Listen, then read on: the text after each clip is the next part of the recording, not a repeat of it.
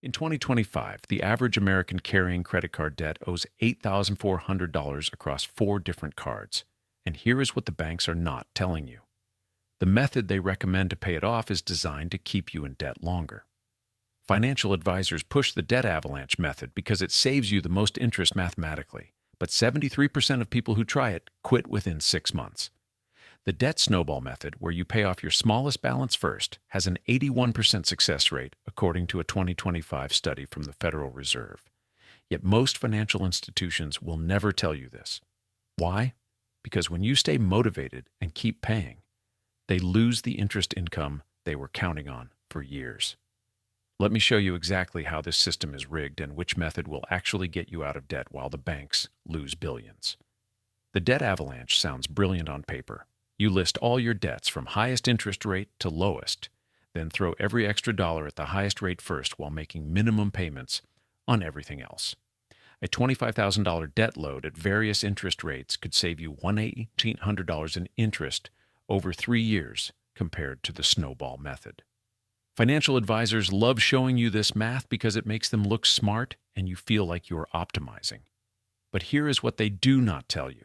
Human psychology does not run on spreadsheets. When you are staring at a $12,000 credit card at 24% interest and you have been throwing $400 a month at it for 6 months, you have barely made a dent because $240 of that payment is just covering interest. You see the balance drop from $12,000 to $11,100 after half a year of sacrifice, and your brain screams that this is hopeless.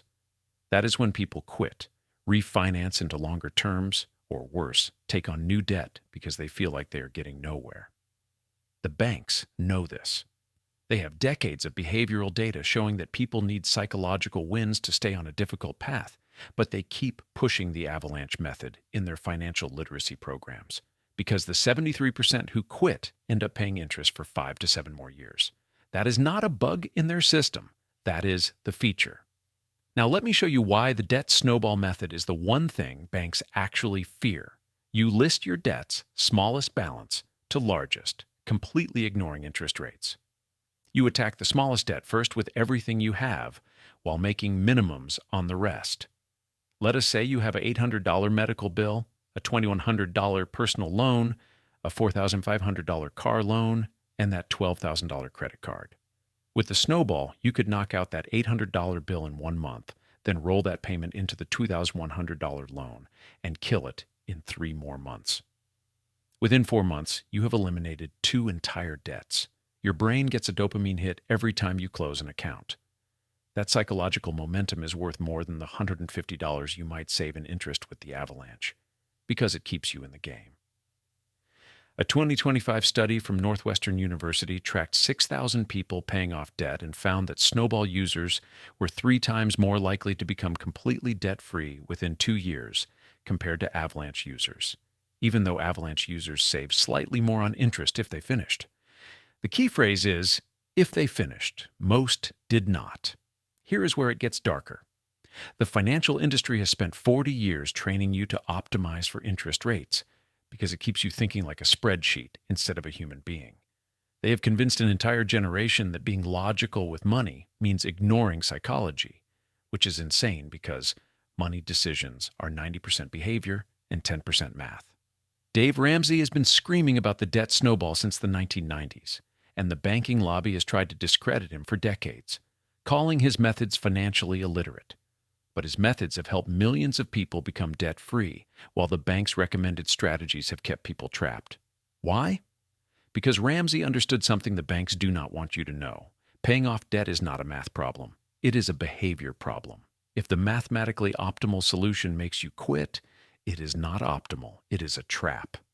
Let me give you the real-world numbers. If you have $25,000 in debt across 5 accounts and you use the avalanche method, you will save roughly $1,200 in interest over 32 months if you stick with it perfectly. But if you are part of the 73% who quit after 8 months because you have not seen a single account disappear, you will end up paying an extra $8,000 to $12,000 in interest over the next 5 years as you slide back into old habits. Compare that to the snowball method where you might pay $5,200 more in interest, but you have an 81% chance of actually finishing and being completely debt-free in 28 months. Which one is really the better deal? The one that saves you $200 in theory, or the one that actually gets you to zero? The banks are counting on you choosing the theory. Here's what you need to do right now. Pull up every debt you have, write down the balances, and ignore the interest rates completely. List them smallest to largest. Find $50, $100, $200, whatever you can squeeze out of your budget this month, and throw it at the smallest balance while paying minimums on everything else. When that first debt is gone, take that entire payment and add it to the next smallest debt. You are going to feel the momentum in 30 to 60 days, and that feeling is what will carry you through the next 2 years. The system is designed to make you feel hopeless, so you stay in debt longer. The debt snowball is designed to make you feel powerful, so you keep going. That is why one method is pushed by banks and the other is pushed by people who actually got out of debt. In the next video, I'm going to show you the credit card trick that banks use to reset your progress every 6 months, even when you are making payments on time, and how to shut it down permanently. This is not financial advice. Always consult a qualified financial professional before making any investment decisions.